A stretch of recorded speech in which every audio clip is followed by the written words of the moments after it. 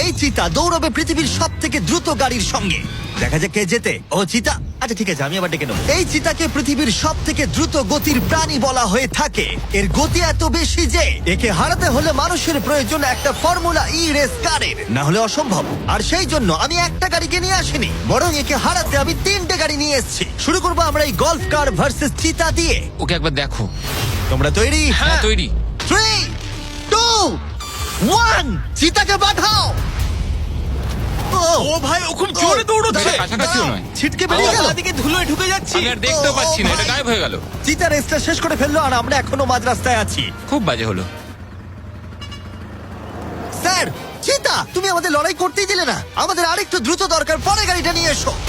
আমরা সবাই জানি একটা গল্ফ কার চিতাকে হারাতে পারবে না, কিন্তু এই পরের রেসে মোটর গাড়ির ইতিহাসে সবচেয়ে সুন্দর গাড়ি কিনতে আমি একটুও খরচ করিনি। আর এটা আমি একদম সত্যি কথা বলছি। মিনি ভ্যান ভার্সেস চিতা। যাও চলো চলো যাও, চলো যাও, জিমি, যাও। ড্রাইভ ড্রাইভ জিমি, ও ড্রাইভ। ভাই, এটা কি করে ও চালাবো ভাই, আমি? তাড়াতাড়ি চালাও। দাঁড়াও আরে, দাঁড়াও, কি এটাকে করছো আমি নাকি? চালানোর চেষ্টা তুমি কি করছি। করছো ভাই? আরে দাঁড়াও ভাই, আবার চলে গেল। এটার গতি আর বাড়ছেই না। আমরা এই মিনি ভ্যানটাকে কেন নিলাম? এটা আবার বাজে হলো। আমরা হেরেই গেলাম। আমরা করছিটা কি? দাঁড়াও চিতা, চিতা তোমাকে ফিনিশ লাইনটা ক্রস করতে হবে। ও ফিনিশিং লাইনের আগে দাঁড়িয়ে পড়েছে। এই তো করেছে। আমাদের সাথে মজা করছে। আমার মনে হয় পশুদের আমাদের সাথে মনে কাজ হয়- করলে এরকমটাই হয়। ও আমাদের জন্য দুঃখিত। হ্যাঁ, ফর্মুলা ই কারের সাথে চিতা রেসের আগে আমাদের এটাকে বাঁচাতে হবে ওভার হিটিং এর হাত থেকে। তার মানে আমাদেরকে এটা করতে হলো।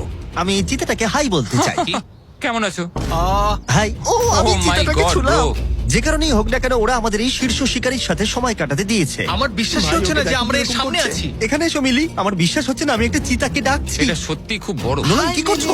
ও, নোলান হাত দিও না। না, আমরা আর হাত দেবো না। তোমরা সত্যি এক একটা পাগল। ও মাই গড, এটাকে তো একটা বড় বিড়ালের মতো দেখতে লাগছে।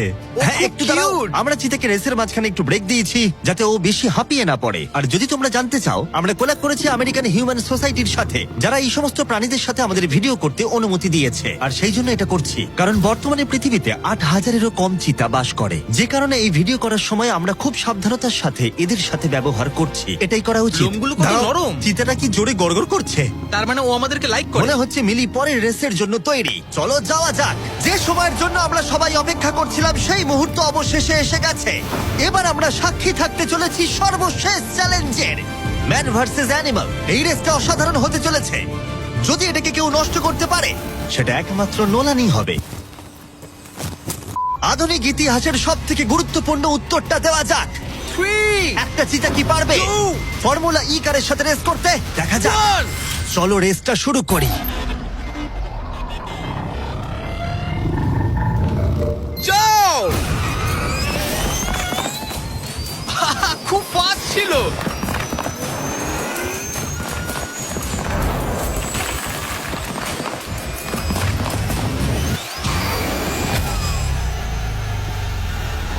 গাড়িটা চিতার পাশ দিয়ে উড়ে গেল।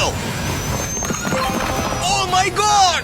যদিও মিলি জিততে পারেনি, তবু এটা দারুণ যে একটা চিতা বিশ্ব চ্যাম্পিয়নশিপে অংশ নেওয়া একটা গাড়ির বিরুদ্ধে লড়াই করেছে। এটা সত্যিই দারুণ। কিন্তু যখন 1 শতাব্দীরও বেশি সময় আগে প্রথম গাড়ি তৈরি হয়েছিল, তখন 1 লাখেরও বেশি চিতা এই পৃথিবীতে ছিল। কিন্তু বর্তমানে 8,000-এরও কম। এই অসাধারণ প্রাণীগুলোকে বিলুপ্তির হাত থেকে রক্ষা করা আমাদের কর্তব্য, যাতে তারা আমাদেরকে এগিয়ে যাওয়ার জন্য অনুপ্রাণিত করতে পারে।